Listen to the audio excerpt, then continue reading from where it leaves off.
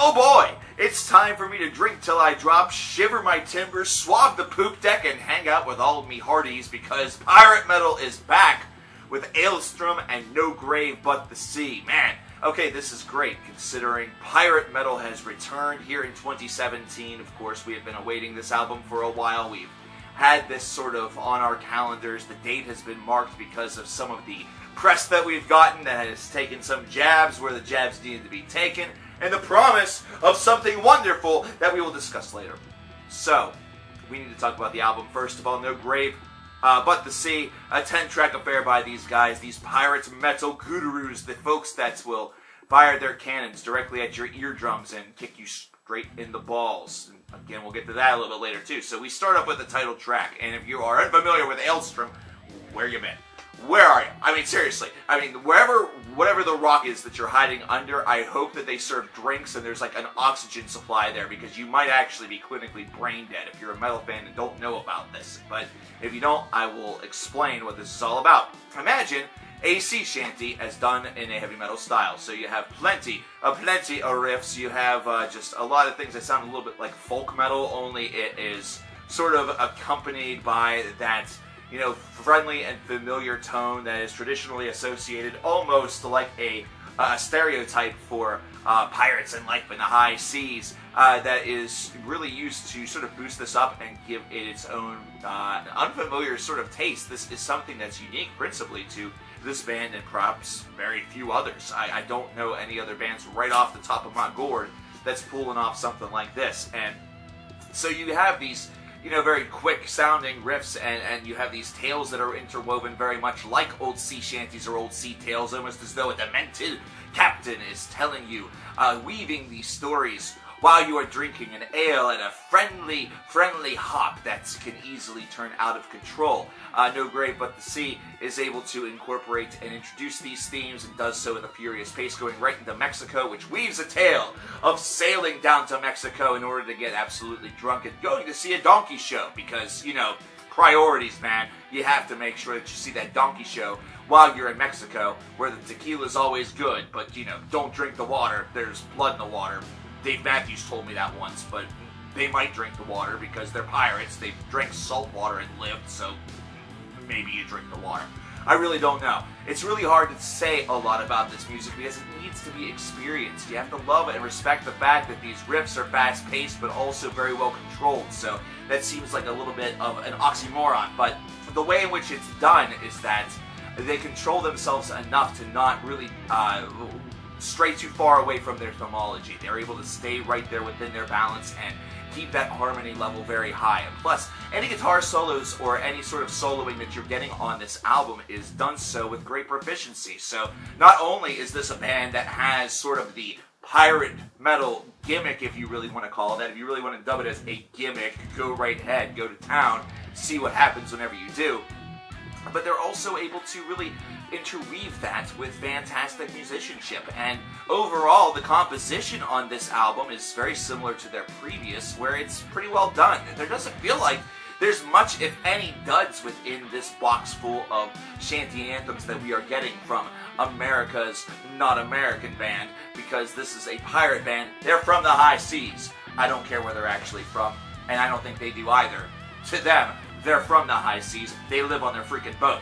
To the End of the World is the first of two epics that we get off of this album. This one nears 7 minutes in length, and it's one that does also reinforce that idea of terrific songwriting that we just got finished speaking about, considering you would think that perhaps 7 minutes of the same sort of repetitious idea would get a little bit bogglesome on your mind. It would start to really see this as a potential weak point. But no, instead this is handled just the same way as you would handle a story song or a track that is meant to sort of take you on a demented path. And that's exactly what this does. It takes you along this tale, and the music is actually used as a secondary piece, which is almost providing the backdrop, the landscape, and everything for the tale that's being woven through the lyricism. And once again, that's the one thing that does add a lot of power to this. Hell, even consider some of the things that you see on television, such as Black Sails, or even if you're an anime fan, One Piece. Imagine what would happen if those shows were not backdropped by elegant characters or, you know, music at those critical locations, you know, in order to really drive the point home of certain elements that are taking place during the progression of the show. Now, sort of transform that over into the tone where music is your primary backdrop. Your imagination is where you have to actually take this. Imagine that captain is spilling these sea shanties to you in the bar, and what you're hearing in the background that is so eloquently painting these tales is the music that is being blared from the boom box, and that's kind of what you get. Alestorm is one that's able to do that. The title or the track that is not the band itself, but we have to get to track 6. Fucked with an anchor. Fuck you. You're a fucking wanker. We're going to kick you right in the balls. Fuck you with an anchor. Listen. I know that there are other bands that I've talked about where I have specifically critiqued lyrical content, and I've done so because it seems like it's really excessive and unnecessary and just silly. This is silly. I will tell you, this is pure silliness.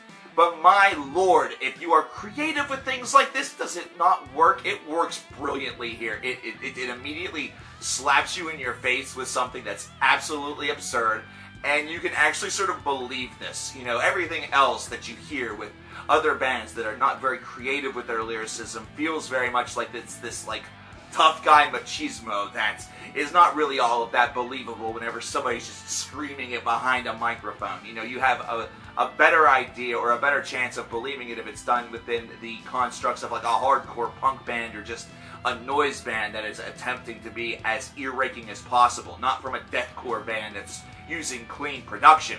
Instead, though, this comes off as one of those old-school songs where, you know, sailors exchange their most raucous and their most, imperatively decadent, you know, tales or just weaving something that's going to cause all of the boys and girls of the crew to get a nice buckle of yucks going down and just really enjoy themselves. And this is enjoyable. This is a lot of fun.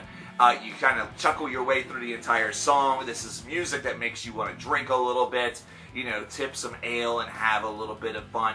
And once again, as the theme is continuing to build, it's backed by, you know, really good composition. It's composition that matches this. This silliness is matched with great musicianship in order to give this that extra edge. And, you know, really, this is a gimmick that is easy to buy into, and also it's one that at times can feel easy to figure out, but then you're hit with some blistering solos like you get from, say, Rage of the Fentahook, for example, or even in Treasure Island, the very last track off this album, which spans close to 8 minutes and features some of their best compositional work to date. And the reason for that is very simple. They're able to take the concepts, they're able to apply their craft, and they're able to transform this story-based song into almost like a progressive suite in order to really get the job done.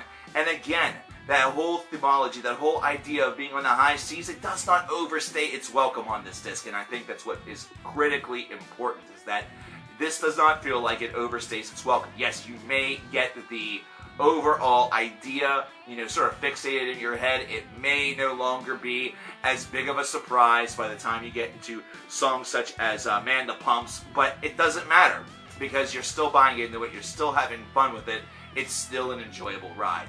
You know, there is going to be some that are going to be highly critical. They're going to say that, well, every song has a similar veneer because this is just a gimmick, and that's all that it is. And gimmicks will eventually run their course. And you know what? I do tend to agree with that idea. We saw that with the most recent Steel Panther release. However, the main difference between that and this is that Alestorm's gimmick has not yet overstayed its welcome. It is instead still very pleasant on the ear. It is still something that makes for a fun listen, and it is still something that is aided by some tremendous musicianship and just fantastic composition in order to really boost it up quite a bit. There's very few flaws with this album, and really, if there's any flaw in it whatsoever, it's in the fact that perhaps you don't have that one track, that one slowed down, you know, track that just feels like it has sort of that I lost my last to the sea, or this last that I had gave me scurvy, or I lost my good peg leg